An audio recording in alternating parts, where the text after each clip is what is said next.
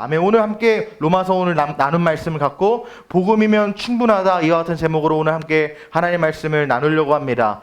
오늘 어떤 날인지 아시는 분 혹시 계십니까? 오늘이 네, 저희 어머니 네, 오늘 종교개혁 주일입니다. 오늘 종교개혁 주일이어가지고 오늘 보면 주보가 평소보다 많이 심플한 걸 볼 수 있어요. 심플한데 글씨가 5개만 적혀 있죠. 솔라 스크립투라, 솔루스 크리스투스, 솔라 그라치아, 솔라 피데, 솔리데오 글로리아, 이 5개의 글씨만 적혀 있는 거를 우리가 볼 수 있는데, 평소에 우리가 이쁜 사진도 넣고 그러지만 왜 오늘은 사진도 없고 글씨만 넣냐? 사실 저는 오늘 이 주보 이미지가 무엇보다도 종교개혁의 정신을 가장 잘 표현한 주보 이미지라고 저는 생각을 해요. 왜 그러냐면 복음에는 군더더기가 없습니다.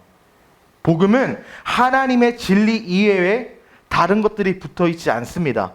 그래가지고 종교개혁 때 그 정신이 어땠냐 하면은 이 로마 가톨릭에서 복음 이외에 수많은 잔가지들을 너무 많이 붙여놔가지고 교회에 이단 같은 그런 사상들이 많이 들어왔고요, 이방 신들이 들어왔고요, 그리고 이교 문화가 들어왔고요, 그리고 복음이 아닌 다른 복음이 교회 안에 들어오면서 복음은 심플한 것인데 교회가 복잡해졌어요. 그때 마틴 루터가 다시금 복음으로 돌아가자 외치면서 이 5가지 구호를 외쳤습니다. 솔라 스크립투라, 오직 성경, 솔루스 크리스투스, 오직 그리스도, 솔라 그라치아, 오직 은혜, 솔라 피데, 오직 믿음, 그리고 솔리데오 글로리아, 오직 하나님께 영광이라는 이 5가지 정신으로 종교개혁이 일어났습니다. 특별히 1517년에 마틴 루터가 중세 로마 가톨릭 교회의 현실을 고발하고 다시금 성경적인 교회가 무엇일까, 복음적인 교회가 무엇일까, 이것을 고민하고 돌아가야 된다,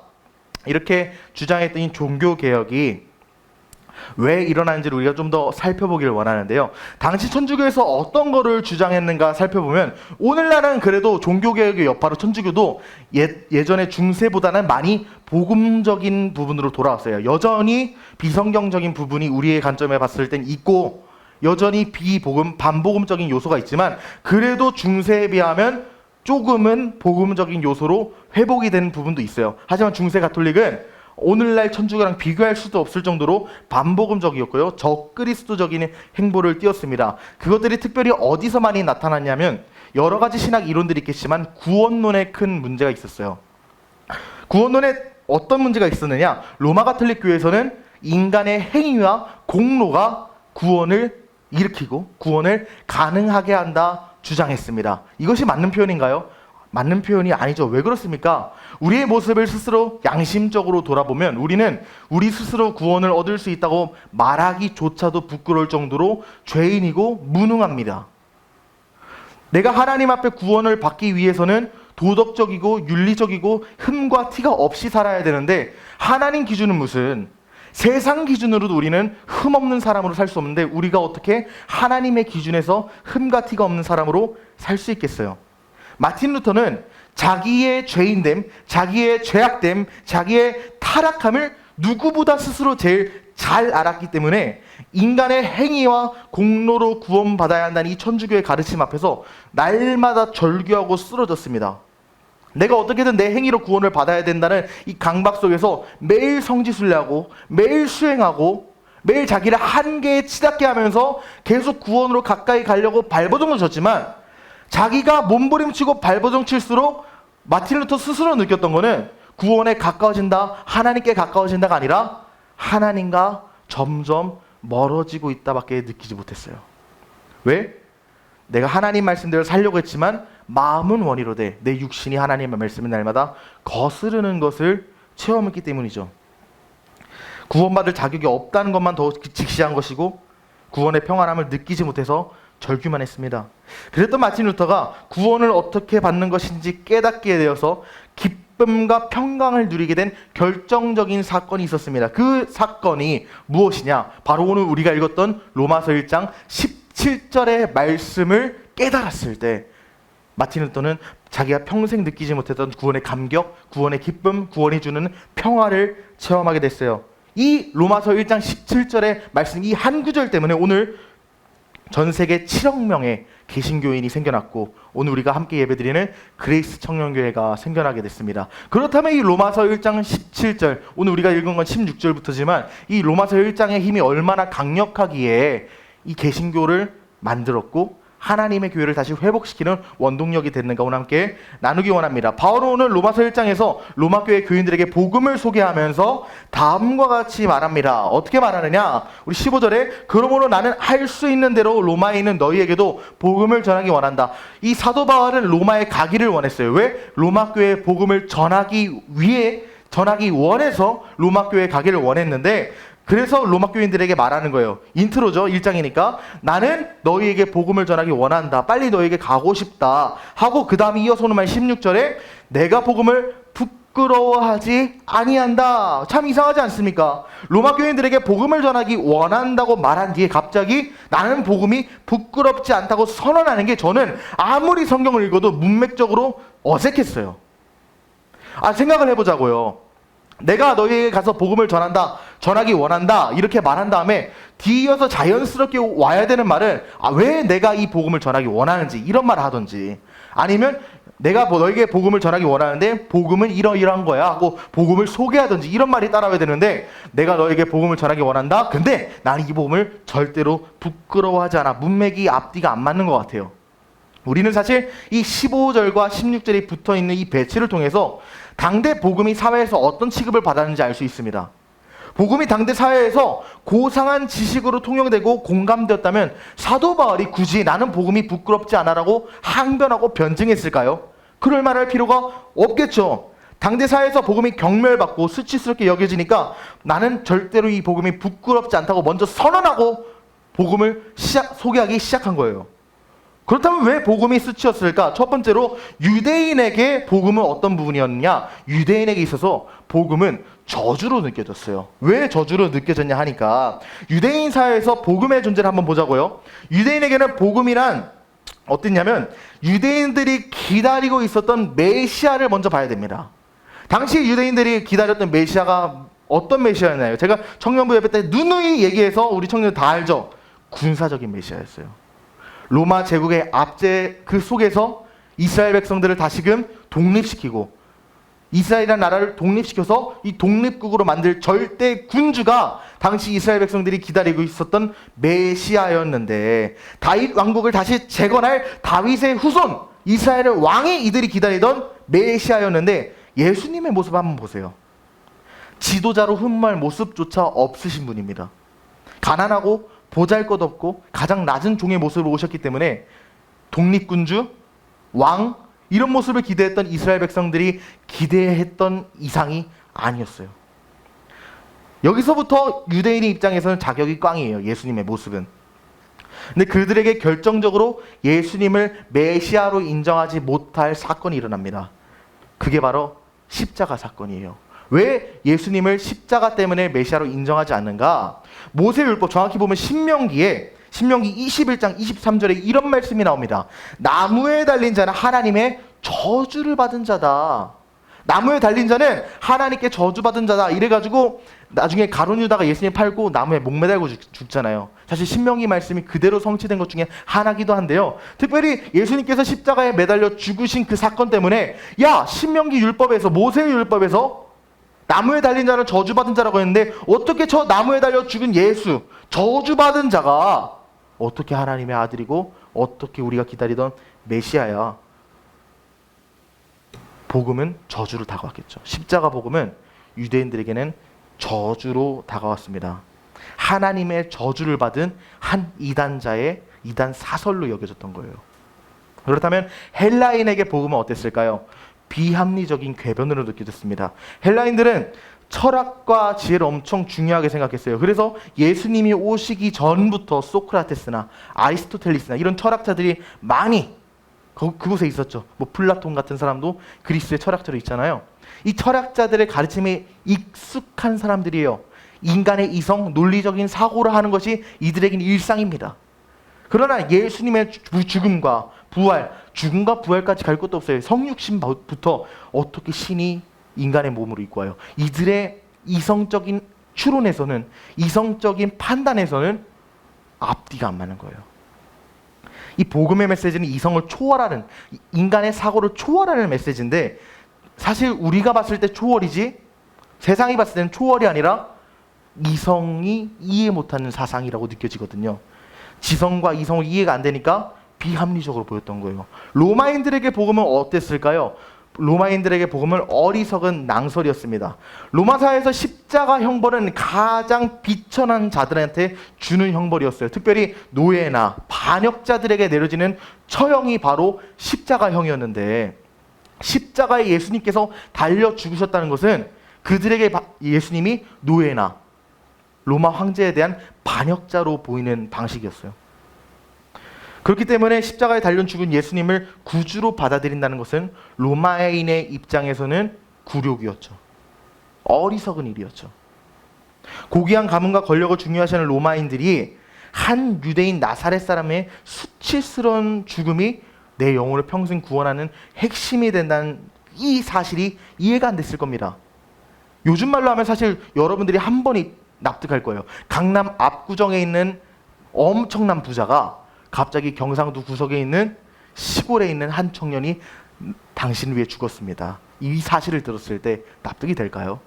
난 그 사람 알지도 못하고 시골에 누가 있는지도 모르는데 그 사람이 왜 나를 위해 죽어? 이해가 안 되잖아요. 로마 사회는 더 했겠죠. 로마의 식민지에 있는 한 청년이 나를 위해 죽었고 그 청년 때문에 내가 영원히 구원을 받는다? 이 사실 납득이 안 됐을 겁니다. 바울이 복음을 전할 때 이렇게 복음이 멸시를 받던 시대였어요. 그러나 우리가 살고 있는 시대도 바울이 살던 그 시대와 별반 다르지 않는 것 여러분 느끼지 않습니까? 오늘날 어떤 시대인가요? 오늘날은 어떤 시대입니까? 한마디로 표현한다면 저는 이렇게 표현했습니다. 진리를 부정하고 부끄러워하는 시대가 바로 오늘날이다. 우리가 사는 이 시대를 보십시오. 우리가 살고 있는 이 시대는 흔히 우리가 이렇게 말합니다. 진리가 사라진 시대다. 왜 진리가 사라진 시대라고 말하냐? 이제 세상은 더 이상 진리가 무엇인지 궁금해하지도 않고요. 궁극적인 진리에 대해 갈급해하지도 않습니다. 이런 시대상을 특정하여 뭐라고 말하냐면 포스트 모더니즘이다 말해요. 포스트 모더니즘 많이 들어보셨죠? 포스트 모더니즘의 특징 중 하나는 절대적인 진리를 믿지 않는다는 거예요. 진리가 부재한 시대가 포스트 모더니즘입니다. 절대적인 진리나 보편적인 기준이 존재하지 않고 진리란 각 사람에 따라 다 다르다라고 주장해요. 포스트 모더니즘은 상대주의, 다원주의를 강조해요. 진리가 시간, 문화, 사회적 맥락에 따라서 바뀐다고 주장합니다. 그것이 가장 두드러지게 나타나는 영역이 뭐가 있을까? 제가 설교를 준비하면서 두 가지를 찾았어요. 첫 번째가 예술이에요. 예술. 그리고 두 번째가 정치입니다. 왜 예술에서 이 시대상이 그대로 드러나는가? 우리 한번 그림을 한번 보겠습니다. 이 그림이 무슨 그림이냐면 피에르 오기스트 르누아르. 이 르누아르라는 작가가 엄청 위대한 작가거든요. 이 르누아르가 어떤 그림을 그렸냐면 보트 위에 점심 식사 이런 그림 하나 그렸어요. 이 그림을 봤을 때 여러분이 보는 이 그림의 정서가 어때요? 막 차갑고 딱딱하고 이래요? 아니죠. 부드럽고 따뜻하고 이런 이미지 느껴지지 않습니까? 싱그럽고. 인간에 대해서 악하게 묘사했습니까? 아름답게 묘사했습니까? 저는 너무 아름답게 묘사한 것 같아요. 아름답게 묘사했죠. 이때는 인간에 대해서 굉장히 낙관적으로 생각했고 굉장히 긍정적으로 생각했던 시대입니다. 인간이 좋은 존재고 이로운 존재라고 생각했던 시대였어요. 그래서 인간의 이성에 대해서 무한한 신뢰를 했고 그 무한한 신뢰를 받은 이성이 진리라고 생각한다면 그 진리에 대해서도 무한한 신뢰를 줬던 시대가 바로 당시 모더니즘 사회였어요. 그런데 이러한 생각에 균열을 가하는 그런 일이 발생하게 됩니다. 어떤 일이냐? 바로 세계 1, 2차 대전이에요. 세계대전을 우리가 지나면서 인간은 지금까지 인간 스스로에게 아주 고귀하고 아주 따뜻하고 아주 낙관적이고 긍정적으로 생각했다가 인간이 인간을 죽이는 난폭한 모습, 흉악한 모습을 직시하게 되니까 인간에 대해서 실망하게 된 거예요. 자기 존재에 대해서 실망하게 되고 얼마나 인간이 악한 존재인지를 이 세계대전을 통해서 깨닫게 됐습니다. 스스로에게 실망하게 된 역사의 전환점이 바로 세계대전이었다는 거예요. 인간에게 실망하니까 그 인간이 갖고 있는 이성에게도 신뢰하게 되겠죠. 인간의 이성은 틀릴 수 있다는 것을 이때 깨닫게 됩니다. 이성에는 한계가 있다는 것을 인정하게 됩니다. 이걸 인정하게 되면서 야, 이성에 한계가 있으니까 지금 진리라고 생각해도 이 이성이 틀릴 수 있어. 이건 진리 아닐 수도 있어. 이런 사고까지 나아가게 되는데, 그래서 결론이 뭐였느냐? 야, 우리 이성 어차피 한계 있으니까 뭐가 정답이고 뭐가 정답이 아니다라고 싸우지 말자. 다 맞다고 인정하자. 그게 바로 포스트 모더니즘이에요. 우리가 살고 있는 시대입니다. 우리가 생각하는 동성애, 이 동성애가 왜 갑자기 갑툭튀했나? 왜 갑자기 튀어나온 거야? 이렇게 생각할 수 있겠지만, 이러한 사상의 발전 속에서 동성애가 등장한 거예요. 모더니즘 사회까지는 남성과 여성이 결혼하는 게 진리였어요. 결혼의 진리였어요. 근데 포스트 모더니즘이 등장하면서 야, 어떻게 남자랑 여자랑 결혼한 것만 결혼이 될 수 있어? 그거 틀릴 수도 있어. 다 인정해. 포스트 모더니즘입니다. 그래서 이 포스트 모더니즘이 인간 사회에 들어오면서 그림도 바뀌게 됐어요. 지금 인간이 굉장히 아름답잖아요. 근데 어떻게 바뀌었냐면, 이게 제가 그림 제목을 잘못 적어놨는데, 이 피카소가 그린 그 우는 여인이라는 제목의 그림이에요. 피카소 작품인데, 예술 작품의 기준을 떠나서 우리가 객관적인 시선으로 사람을 본다고 생각하고 한번 생각을 해보자고요. 우리 전에 있던 그림은 사람들이 객관적인 시선을 봐도 아름다운데, 이런 사람들이 현실에 등장한다고 하면 이상적인 모습이죠. 근데 이런 사람이 현실에 등장한다고 생각해보세요. 아름답습니까? 고귀합니까? 이게 포스트 모더니즘의 특징이에요. 인간에 대한 실망이 예술에 그대로 반영하게 됐어요. 그리고 더 나아가서 진리를 인정하지 않으니까 모든 관념과 생각들을 해체해버리기 시작합니다. 무질서해지는 거예요. 우리가 모더니즘까지는 아까 인간들을 그렸던 묘사한 것처럼 인간은 이렇게 생긴 거야 라는 관념과 생각이 있지만, 포스트 모더니즘 오니까 어떻게 인간이 그렇게만 생길 수 있겠어? 내 마음대로 그릴래가 시작된 겁니다. 이 해체주의가 시작된 거죠. 이게 정치에 스며들면서 앞서 말했던 동성애 같은 어젠더가 생긴 거고, 여러 어젠더가 우리의 일상생활의 규범과 관념과 윤리를 해체시키기 시작했습니다. 이게 포스트 모더니즘입니다. 진리가 사라진 시대의 모습인 거예요. 이렇게 진리가 없는 시대 속에서 이것만이 유일한 진리다, 이것만을 따라야 된다고 주장한다면 사람들이 반길까요? 배척할까요? 당연히 배척하는 게 현실입니다. 오히려 이것만이 진리라고 주장하는 순간에 그 사람은 그 사회에서 매장당하고 바보 취급당하는 게 오늘날의 모습이에요. 사도 바울이 복음을 전하며 멸시받았던 것처럼 오늘날 우리가 살고 있는 이 시대 속에서도 복음을 주장하고 복음만이 진리라고 주장하면 조롱받는 시대가 되었다는 겁니다. 사람들이 나를 무시하고 깔본다는 거죠. 왜? 복음을 믿기 때문에. 그때 우리는 어떻게 우리의 신앙생활을 유지해야 될까요? 사도 바울은 다음과 같이 말합니다. 내가 복음을 절대로 부끄러워하지 않는다. 세상 모두가 날 조롱하고 멸시하는데도 불구하고 어떻게 복음을 부끄러워하지 않고 오히려 이 복음을 더 자랑스럽고 이 복음으로 더 담대하게 복음을 전할 수 있을까? 우리 함께 믿음으로 선포하겠습니다. 복음만이 나를 담대하게 만듭니다. 나를 담대하게 만드는 것은 복음밖에 없어요. 왜 그러느냐? 로마서 1장 16절의 전체 말씀 한번 보기 원하는데, 내가 복음을 부끄러워하지 아니하노니 이 복음은 모든 믿는 자에게 구원을 주시는 하나님의 능력이 됨이라. 먼저는 유대인에게요 그리고 헬라인에게로다. 사도 바울은 말합니다. 유대인과 헬라인 그리고 로마인들까지도 나를 무식하다고 말한다. 오늘 본문에서는 로마인들이 등장하진 않았지만 이 편지가 로마 교회에 보내는 편지라는 것을 우리가 고려해서 읽었을 때 로마인들이 사도 바울을 무식하게 보는 것까지도 이 내용에 포함시켜도 절대로 무리가 아니에요. 유대인과 헬라인, 로마인들이 나를 무식하다, 저주받았다, 비합리적이다, 미천하다, 미쳤다, 조롱하고 멸시하지만 그럼에도 불구하고 나는 복음을 부끄러워하지 않는다. 왜? 나를 조롱하고 비방하는 저 유대인, 헬라인 그리고 저 로마인들까지도 구원받을 수 있는 유일한 길은 복음밖에 없기 때문이다. 비록 로마인들, 헬라인들, 유대인들이 나를 조롱하지만 저 조롱하는 사람들조차도 그들이 조롱하는 복음으로 말미암아 구원받아야 될 백성이기 때문에 그들을 구원시키는 복음을 나는 자랑스러워한다라고 말한 거예요.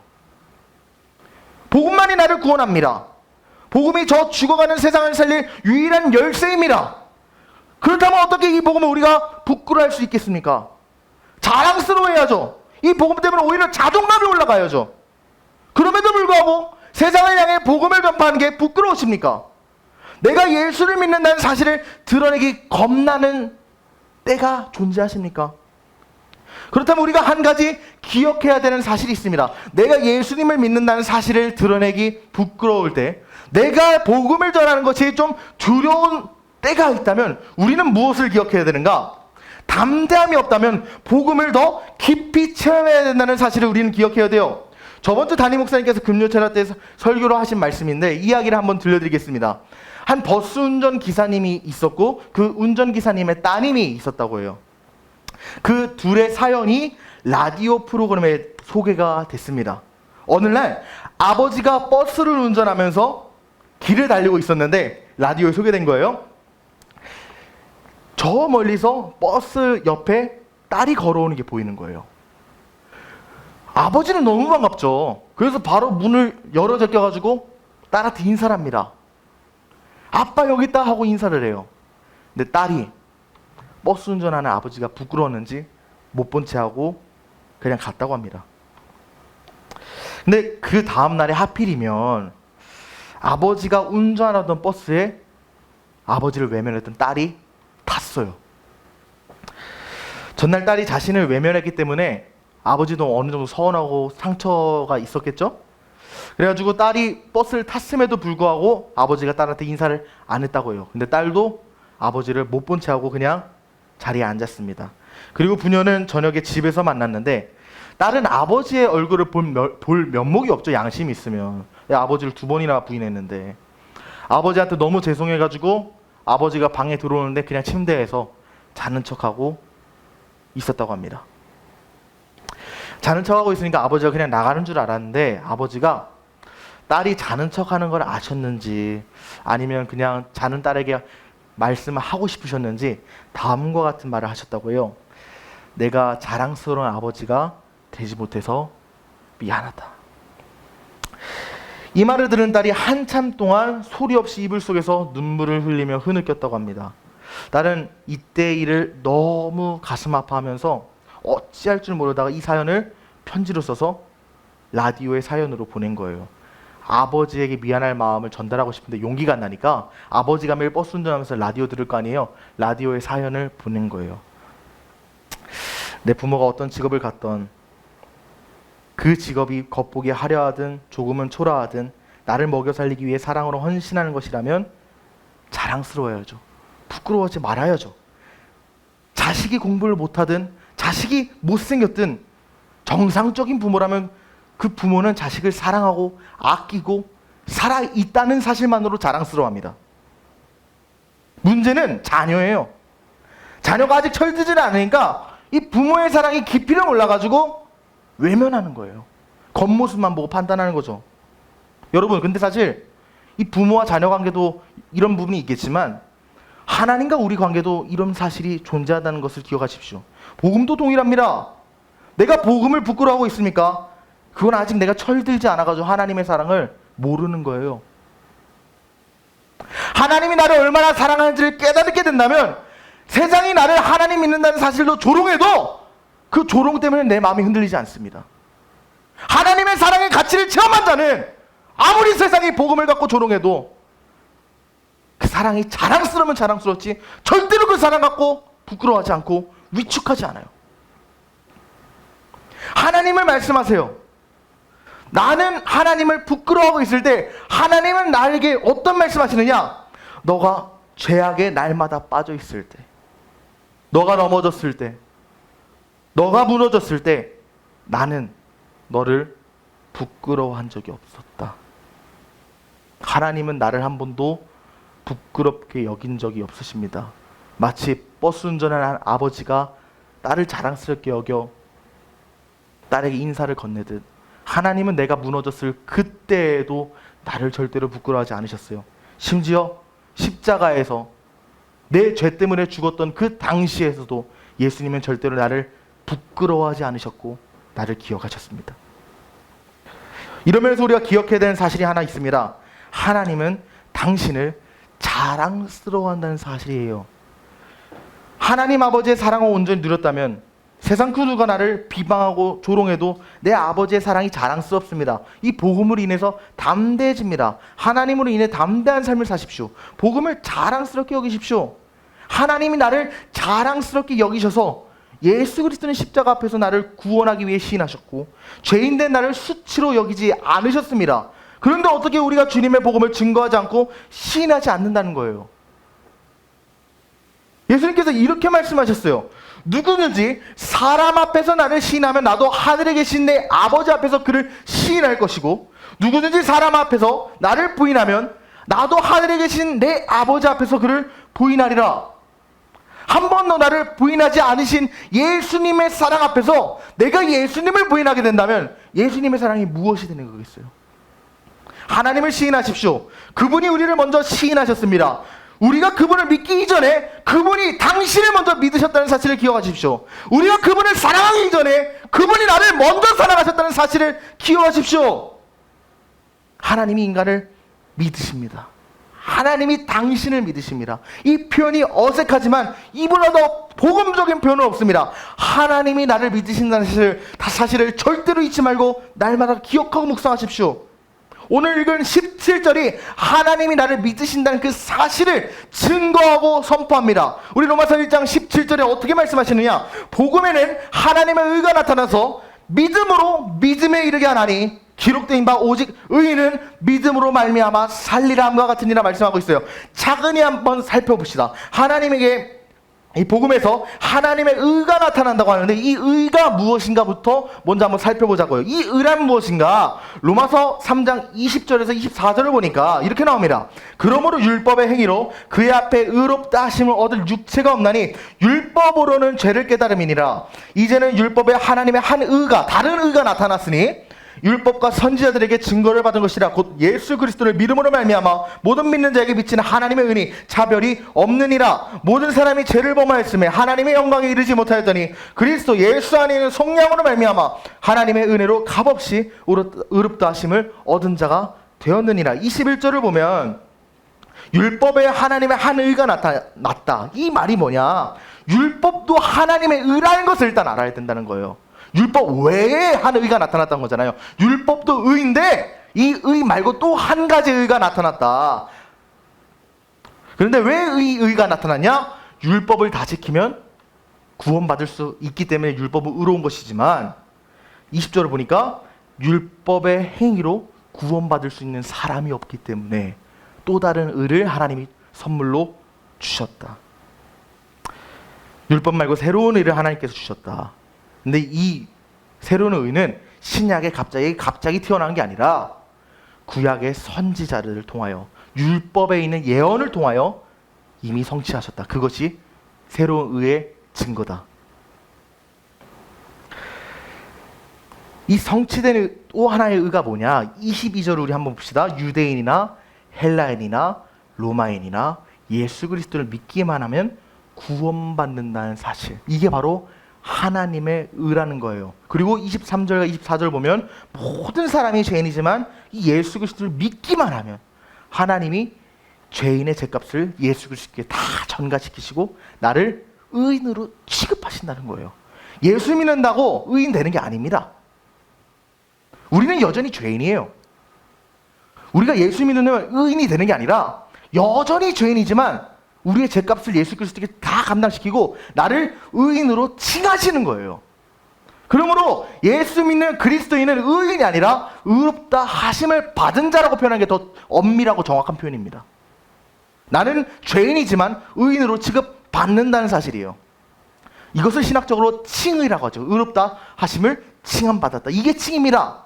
다시 본론으로 넘어가서 로마서 1장 17절에 이 복음에는 하나님의 의가 나타나는 게 칭이라는 사실을 알았어요. 그래서 이걸 하나님의 의를 칭의로 바꿔서 읽으면 복음에는 죄인을 의인으로 바꿔 부르시는 칭의가 나타나서 믿음으로 믿음에 이르게 한다라고 했는데 이 믿음으로 믿음에 이르게 한다는 말이 너무 난해해가지고 2000년 동안 이 로마서 말씀 갖고 어떻게 해석하느냐고 갑론을박이 많았어요. 근데 제가 2주 동안 이 말씀을 준비하기 위해서 묵상하다가 원어를 보다가 한 가지 이 말씀에 대한 해석의 키포인트를 잡았습니다. 저는 사실 이걸 기존까지 어떻게 해석했었냐면, 이것도 뭐 맞는 해석입니다만은, 믿음으로 믿음에 이르게 한다는 건 저는 어떻게 해석했냐면, 작은 믿음에서 큰 믿음으로 하나님께서 성장시킨다고 이해했었어요. 이렇게 해석해도 틀린 건 아니에요. 근데 이번에 제가 원어 성경을 살펴보니까 이 믿음이라는 게 이 헬라어에서는 믿음과 동의어가 신실함이라는 단어더라고요. 근데 원어에서는 어떻게 나와 있냐면, 믿음에서 믿음으로가 원어에서는 신실하심으로부터 신실함으로 이른다고 했어요. 이 신실하심과 함은 주체가 다르다는 사실 느껴지십니까? 신실하심은 하나님의 신실하심이고, 신실함은 나의 신실함을 말하는 거예요. 이게 무슨 말이냐면, 하나님의 신실하심이 여전히 죄 가운데 있는 우리를 먼저 믿으셨다는 사실이에요. 구원의 시작은 믿음으로 믿음에 이르는데, 하나님이 먼저 죄인을 믿으셨다. 여전히 죄 가운데 있는 우리지만 그럼에도 불구하고 하나님이 나를 먼저 믿으셨다. 하나님의 칭의는 그 믿음에서 시작하여 어디에 이르느냐? 하나님이 나를 먼저 믿으신 그 사실에 감격한 내가, 우리도 하나님을 믿어야죠. 믿음으로 믿음에 이르게 한다. 하나님이 나를 믿으시고 그 믿음이 나의 믿음에 이르게 되는 거예요. 그러므로 기억하십시오. 우리가 신앙생활하면서 믿는다는 것은 내가 시작하는 것이 아니라는 것을 기억해야 돼요. 믿음의 주체는 내가 아닙니다. 성경에서 뭐라고 말합니까? 믿음의 주요 온전케 하시는 예수를 바라보라고 했어요. 믿음의 주, 믿음의 주인, 믿음의 왕, 믿음의 주권자는 우리 하나님이세요. 그렇기 때문에 내가 믿는 것이 아니라 하나님께서 나를 먼저 믿으셨기 때문에 내 믿음이 생기게 된 거예요. 하나님께서 나를 믿으셨기 때문에 나에게 믿음을 선물로 주신 거라는 거예요. 복음에는 하나님의 의가 나타나서 믿음으로 믿음에 이르게 한다. 복음에는 하나님의 의가 나타나서 나를 먼저 믿으시고 그 믿음 때문에 내가 하나님을 믿게 만드신다는 신비가 바로 오늘 로마서 1장 17절에 들어가 있는 겁니다. 하나님으로부터 시작된 구원이 나에게서 성취된다. 이것이 사실 유대인의 정서에 그대로 드러나 있는 것이 하나 있습니다. 뭐냐? 이게 뭐냐면, 이게 뭐 같으세요? 우리가 딱 봤을 때 손을 왜 이렇게 포개고 있지 보일 수 있겠지만, 유대인들에게만 있는 특이한 전통이에요. 뭐냐면 유대인들의 악수 방법이에요. 우리는 이렇게 악수하지만 요즘은 이렇게 악수하지 않습니다만 전통적인 방법으로는 이렇게 악수해요. 우리는 손과 손이 마주 잡아가지고 악수를 하지만 유대인은 서로 손목을 붙잡습니다. 손과 손을 맞댈 때 악수하는 거랑 손목과 손목을 맞댈 때 악수하는 게 뭐가 다를까요? 하나님 나라가 아닌 세상에서 나를 붙잡는 모든 요소들이 있습니다. 돈이 될 수 있고, 내가 느끼고 있는 쾌락이 될 수도 있어요. 내가 이렇게 붙잡고 있을 수 있죠. 근데 언젠가 그 쾌락과 돈과 명예, 하나님을 제외한 내가 쫓아다니던 그 모든 것들은 언젠가 내 손을 놓습니다. 그럼 내가 아무리 붙잡으려고 해도 놓쳐요. 근데 하나님께서 우리를 붙잡으실 때는 어떻게 붙드시느냐? 나를 먼저 믿으실 때는 어떻게 믿으시느냐? 내 손목을 붙잡습니다. 우리의 믿음이 때때로 흔들리고 우리의 신앙이 때때로 흔들려서 우리는 하나님을 향한 마음과 감격과 열정을 잃어버리는 순간이 날마다 존재합니다. 교역자인 저에게도 그런 순간이 날마다 찾아옵니다. 왜? 우리는 나약한 존재이기 때문이죠. 하지만 그럼에도 불구하고 우리의 믿음이 흔들리지 않는 이유는 무엇이냐? 나는 내 믿음이 흔들린다고 느끼지만 하나님은 너의 믿음 흔들리지 않는다고 선포하시는 까닭이 무엇이냐? 나는 손 놓을지언정 하나님은 내 손목을 놓지 않으시는 거예요. 나는 하나님을 향한 내 손을 놓지만 날마다 하나님을 떠나려고 하지만 하나님은 결코 나를 떠나지 않기 때문에 나의 구원은 흔들릴 수가 없다는 사실을 기억해야 합니다. 세상 흔들리고 힘들어서 나의 감정과 신앙이 요동친다 하여도 하나님은 결코 나를 놓지 않으신다는 사실을 기억하십시오. 그래서 디모데후서 2장 13절은 이렇게 말하죠. 이 믿음이라는 단어가 믿음직하다라는 뜻인데, 우리는 믿음이 없을지라도 주는 항상 믿음직하시다. 나는 항상 믿음이 없어서 주님 놓쳐버리지만 믿음직하신 주님은 나를 먼저 믿으신 주님은 나를 결코 놓지 않으신다는 겁니다. 하나님이 나를 먼저 믿으셨기 때문에 우리가 하나님을 믿게 되고 우리의 믿음이 유지된다. 나를 먼저 사랑하셨기 때문에 내가 하나님을 사랑하게 될 수 있습니다. 이것이 루터가 발견했던 로마서 1장 17절의 오묘한 신비예요. 근데 우리가 그러면 이 말씀을 보면서 경각심을 느껴야 될 사실이 하나 있어요. 뭐냐? 교회는 날마다 복음으로 충만해야 된다는 사실을 잊지 말아야 됩니다. 왜 갑자기 이런 말이 나오느냐? 오늘 로마서는 훗날 정확히 편지가 작성된 지 정확히 1400년 후에 로마 교회는 로마 가톨릭이 돼요. 오늘 로마서 사도 바울이 로마 교회에 쓴 편지입니다. 이 로마 교회는 정확히 1400년 뒤에 자기가 받았던 복음을 잊어버리고 망각했다는 거예요. 로마 교인들은 1400년 전에 의인은 오직 믿음으로 말미암아 산다는 것을 믿음으로 붙잡았지만 시간이 지나고 복음에 대한 감격을 잃어버리니 그 진리를 놓쳐버린 겁니다. 영적으로 잠자던 그 로마 교회, 복음을 잃어버려서 하나님을 떠났던 그 로마 교회, 그 로마 교회를 깨운 것도 자신이 처음 들었던 로마서의 말씀이었어요. 우리는 날마다 복음으로 왜 나가야 되는가? 내가 하나님 처음 만났을 때 그 감격을 잊지 마십시오. 내가 하나님 처음 만났을 때 그 감격이 내가 죽는 그날까지 나를 살립니다. 의인은 오직 믿음으로 말미암아 산다. 그 고백, 처음 들었던 사도 바울에게 처음 들었던 그 복음의 선포가 잠들었던 로마 교회를 1400년 뒤에 다시 깨웠어요. 그리스도에 대한 감격과 사랑, 열정이 식는 순간에 복음을 받았지만 잃어버린 로마 교회와 같이 우리도 복음에 대한 감격을 잃어버리는 순간에 우리는 지금까지 누렸던 은혜와 복음을 망각한 채 하나님을 떠나게 됩니다. 날마다 그리스도의 사랑과 은혜로 충만한 저와 여러분 되시기를 주의 이름으로 축복합니다. 말씀을 맺기를 원합니다. 오늘 설교를 정리하여서 다시 한번 강조하기 원합니다. 우리는 사도 바울처럼 복음을 부끄러워하지 말아야 하는데 이 복음을 전할 때 우리는 세상의 지혜로는 이해되지 않는 지혜이기 때문에 조롱과 멸시 받을 수 있습니다. 하지만 이 복음이야말로 유대인에게도 헬라인에게도 그리고 로마인에게도 구원을 주시는 하나님의 능력인 것을 잊지 마십시오.